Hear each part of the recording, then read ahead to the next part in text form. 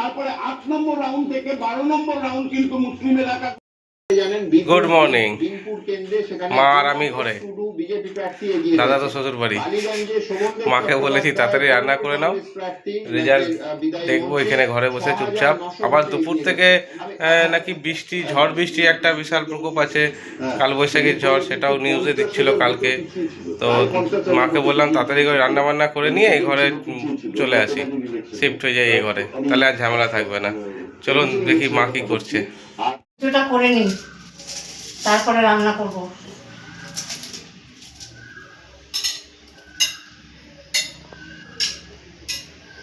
পুজো তো বৌমা করে, আমি সব কিছু গুছিয়ে উঠতে পারি না, এক হাতে বাঁ হাত দিয়ে বাঁধতে গুছিয়ে উঠতে পারি না, বৌমাই করে।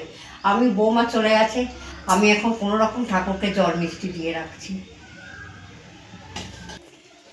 ছোট ছেলে বলছে, মা তুমি তাড়াতাড়ি পুজো রান্নাটা সেরে নাও, কারণ টিভিতে বসতে হবে তো, দেখতে হবে, সেই জন্য ছেলে বলছে তাড়াতাড়ি সারো, ওই জন্য আমি তাড়াতাড়ি করে নিচ্ছি। আমার পুজো হয়ে গেছে, এবার আমি রান্নার দিকে আসছি। বড় ছেলে যাবার আগে বাজার করে দিয়ে গেছিলো, তার মধ্যে লাউটা রয়েছে, লাউটা রয়ে গেছে। লাউটা ছোট ছেলে বলছে, মা লাউ দিয়ে চিংড়ি মাছ দিয়ে করো, ওটাই করো। আমি কালকে চিংড়ি মাছ এনে রেখে দিয়েছিলাম, কালকে চিংড়ি মাছ এনে রেখেছে, ওটাই বানাচ্ছি।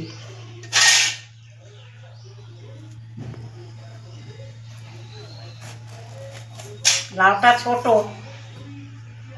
দুজনের জন্য এটাই অনেক। দুজনের জন্য এটা অনেক, লাউটা খুবই ছোট, কোনো অসুবিধা নেই।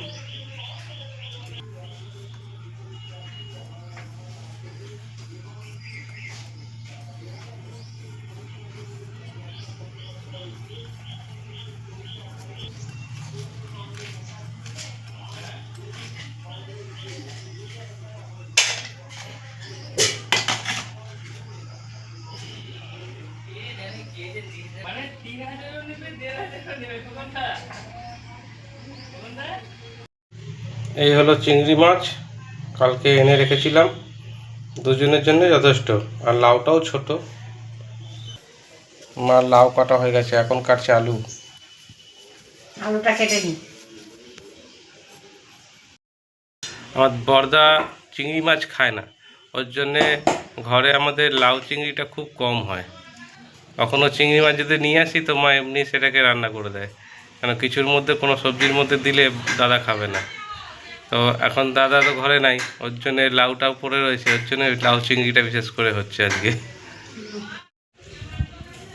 আলু বেশি দেবে না, একটাই দিও। একটাই দেবো, বেশি দিয়ে কি হবে? দুজনে তো খাবো। লাউটাও ছোট্ট আর কচি খুব। হ্যাঁ, যেমন লাউ তেমন আলু মানিয়ে দিতে হবে।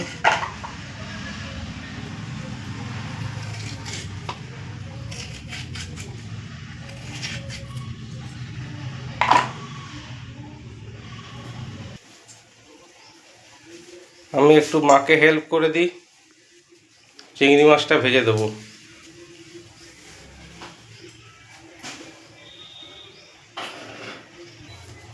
তেল গরম হয়ে গেছে।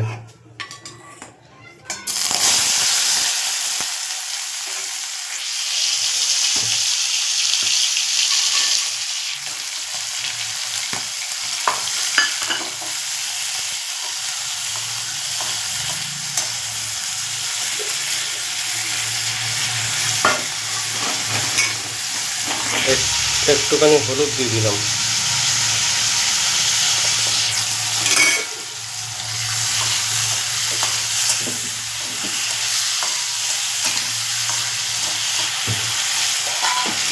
বেশি কড়া ভাজবো না, তাহলে আবার চিংড়ি মাছ শক্ত হয়ে যায়। ভাজা হয়ে গেছে, এবার আমি নামিয়ে নেবো চিংড়ি মাছটা। তোমার দেখো না মা, হয়ে গেছে? হ্যাঁ, ভাজা হয়ে গেছে, নামিয়ে ফেলো। নামিয়ে নি। চিংড়ি মাছ ভাজা কমপ্লিট হয়ে গেছে, নামিয়ে নিয়েছি। এবার মা রান্না করবে। মাছ ভাজা তেলের মধ্যে আর একটু তেল দিয়ে দেবো। ফোড়নে দেবো জিরে আর শুকনো লঙ্কা।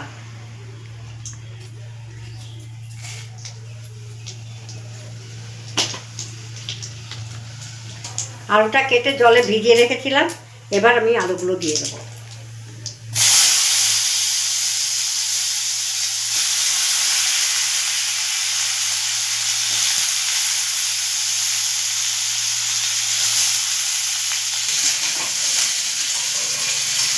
ওটা ভাজা হয়ে একটু ভেজে নিলাম, নেওয়ার পরে আমি এই মশলাগুলো জিরে, কাঁচা লঙ্কা আর আদা বাটা তিনটে আমি এর ভিতরে দিয়ে দেবো।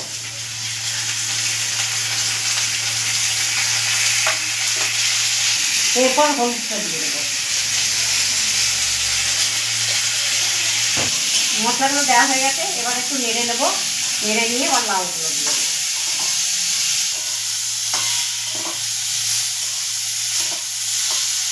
মশলা ভাজা গন্ধটা বেরিয়ে গেছে, এবার আমি লাউটা দিয়ে দেবো।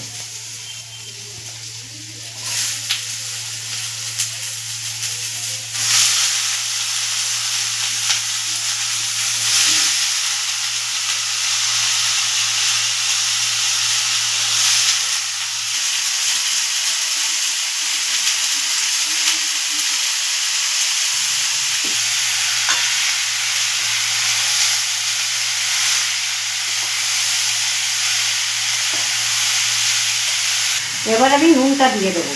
নুনটা দিলে নরম হয়ে যাবে, লাউটা ঢেকে দেবো, ভালো সিদ্ধ হয়ে যাবে।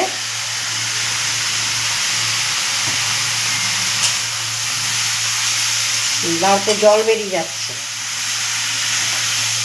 ঢাকা দেওয়ার আগে চিংড়ি মাছগুলো আমি দিয়ে দেবো, জাল হলে ভালো স্বাদ হবে।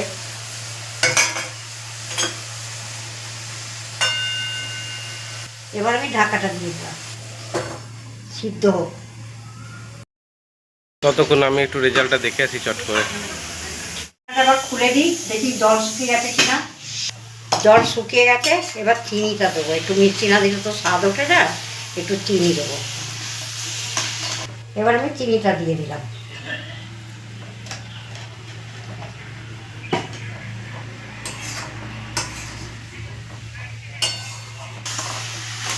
কি সুন্দর একটা গন্ধ উঠছে।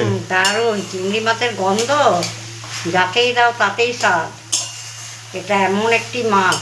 হয়েই গেল বলো? হ্যাঁ হয়ে গেল তো, এবার নামিয়ে দেবো। তো চিনিটা মিলিয়ে নিই, মিলিয়ে গেলে আমি নামিয়ে দেবো।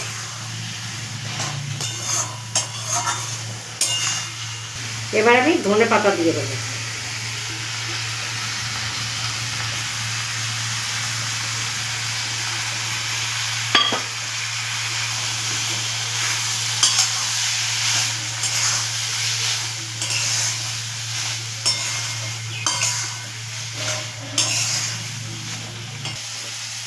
লাউটা সম্পূর্ণ হয়ে গেছে, আমার নামাতে একটু কষ্ট হয়, ছেড়ে করে দেবে, নামিয়ে দেবে। আমাদের লাউ চিংড়ি কমপ্লিট। আজকে দুপুর থেকে প্রবল ঝড় বৃষ্টি হওয়ার কথা শুনছিলাম, নিউজে দিয়েছিল, কিন্তু এখনও তো সেরকম কিছু বুঝতে পারছি না। দেখা যাক কখন হয়, আর যদি না হয় তো আরও ভালো, কারণ বৃষ্টি ভালো লাগে, ঝড়টা ভয় লাগে। এখন আমরা খেতে বসবো। কি ছেলের জন্য আমি কী কী রান্না করেছি সেটা আপনাদের বলে দিচ্ছি। মুসুর ডাল আর বড়া ভাজা, ধনে পাতা দিয়ে বড়া ভাজা ডালের, আর লাউ চিংড়িটা আমি দেখিয়েছি, রান্নাটা আমি দেখিয়েছি যে লাউ চিংড়ি, আর কলমি শাক ভাজা, আর বেগুন ভাজা, আর এই আলু দিয়ে ডিম দিয়ে কারি মতন করেছে ওর কাকিমা। পাশের ঘরেই আমার কাকিমা থাকে, কাকিমা খোকনকে দিয়েছে খেতে। এই হচ্ছে আজকে আমাদের মেনু। এই হচ্ছে আমাদের মেনু। এইভাবেই আপনারা আমাদের পাশে থাকবেন, আমার ভালো থাকবেন, সুস্থ থাকবেন। এইখানে ভিডিওটা শেষ করলাম, আগামীকাল আবার ভিডিও দেবো।